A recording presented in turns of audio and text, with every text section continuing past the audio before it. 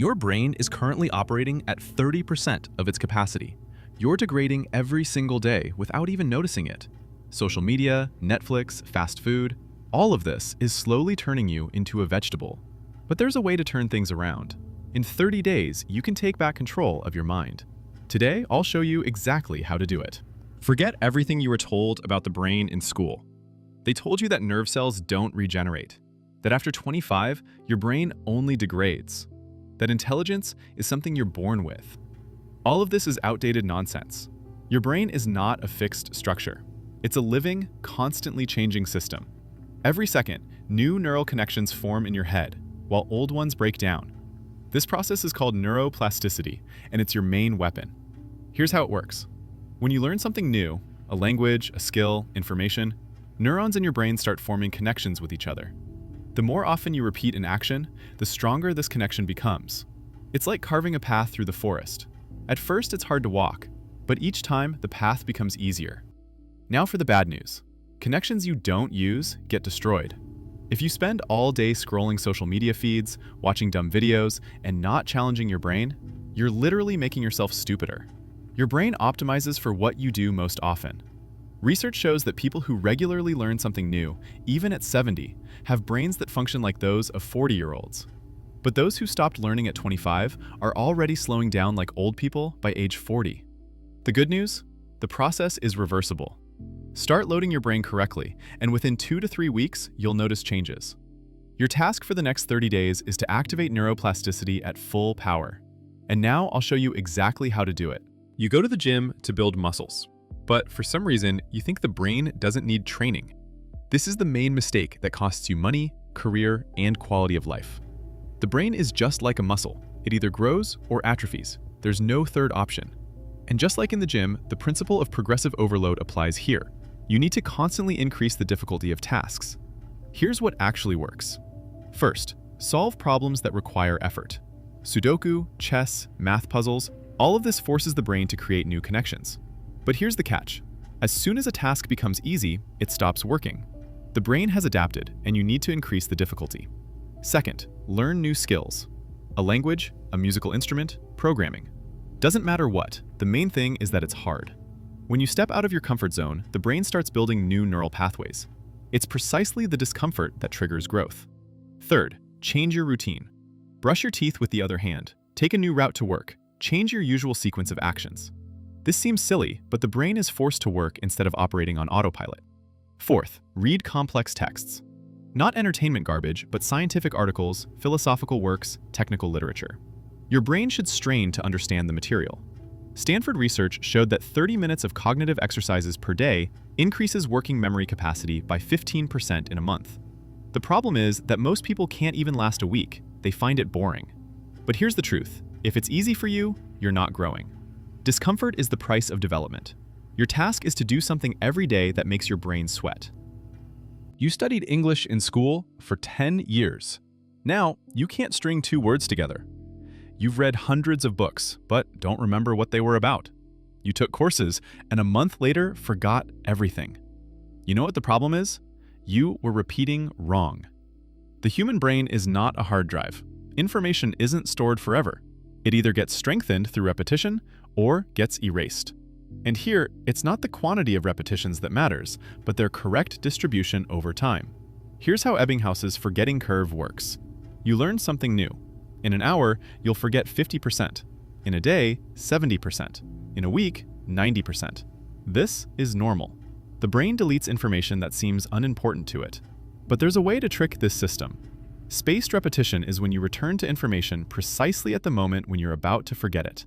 First repetition after an hour, second after a day, third after a week, fourth after a month. Each time, the connection becomes stronger, and information transfers to long-term memory. Why does this work? Because the brain remembers not what you study, but what you recall. The very process of retrieving information from memory strengthens neural connections. The harder it is to remember, the stronger the effect. That's why cramming doesn't work. You read the same text 10 times in a row, create an illusion of knowledge, but a week later, you remember nothing. But if you had distributed those 10 repetitions over a month, you'd remember forever. Use apps like Anki to create flashcards with spaced repetition. Or simply keep a notebook where you write down important information and return to it on a schedule. The main thing is the system, not chaotic repetition. Remember, learning once and repeating at intervals is more effective than studying the same thing 100 times in a row. Time is your ally in learning. You think sleep is a waste of time, that successful people sleep 4 hours and work 20. This is the most expensive mistake you make every day. Sleep is not rest. It's an active process of information processing.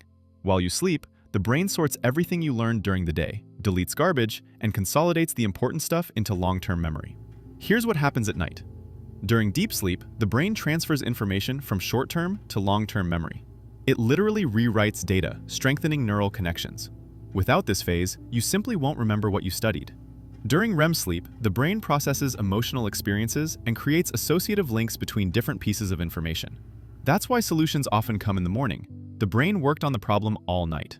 Research shows that people who sleep 7 to 8 hours remember 40% more information than those who sleep 5 to 6 hours. 1 hour of sleep deprivation reduces cognitive functions by 10%. A week of sleep deprivation, and you're as dumb as a drunk person. But it's not just about quantity. Sleep quality matters more. The room should be dark and cool. No screens an hour before bed. Blue light kills melatonin. No coffee after 2 p.m. It blocks adenosine, which is responsible for drowsiness. Want to boost your brain? Start getting enough sleep. This isn't a luxury, it's a necessity. Without sleep, all other methods work at half efficiency. You put quality fuel in your car, but you feed your brain garbage. Fast food, sugar, energy drinks, all of this slowly kills your cognitive functions. The brain consumes 20% of the body's total energy, although it weighs only 2% of body mass. It's the most energy-demanding organ, and what you feed it determines how it works. Here's what the brain needs. Omega-3 fatty acids are the building material for neurons. Fatty fish, nuts, flaxseed oil. Without omega-3, brain cells lose flexibility, connections between neurons weaken. Research shows that omega-3 deficiency reduces IQ by 10 to 15 points. Antioxidants protect the brain from oxidative stress. Blueberries, dark chocolate, green tea. They neutralize free radicals that destroy neurons. The older you get, the more important antioxidants become. Protein consists of amino acids from which neurotransmitters are synthesized. Dopamine, serotonin, noradrenaline. All of this is built from protein. Low protein means brain fog, poor concentration, depression. Now what kills the brain? Sugar is the main enemy. Sharp glucose spikes cause inflammation in the brain and destroy connections between neurons. Trans fats from fast food make cell membranes rigid. Signals are transmitted worse. Alcohol literally kills neurons. Even moderate consumption reduces the volume of the hippocampus, the area responsible for memory. Want to get dumber faster? Drink regularly. Simple rule: eat real food, not packaged products. The brain evolved on meat, fish, vegetables, and nuts, so give it that. You think sports are only for the body. Wrong. Physical exercise affects the brain more powerfully than any nootropics and vitamins combined. Here's what happens when you train. During cardio, the brain starts producing BDNF protein, brain-derived neurotrophic factor. It's like fertilizer for neurons. BDNF stimulates the growth of new brain cells and strengthens existing connections.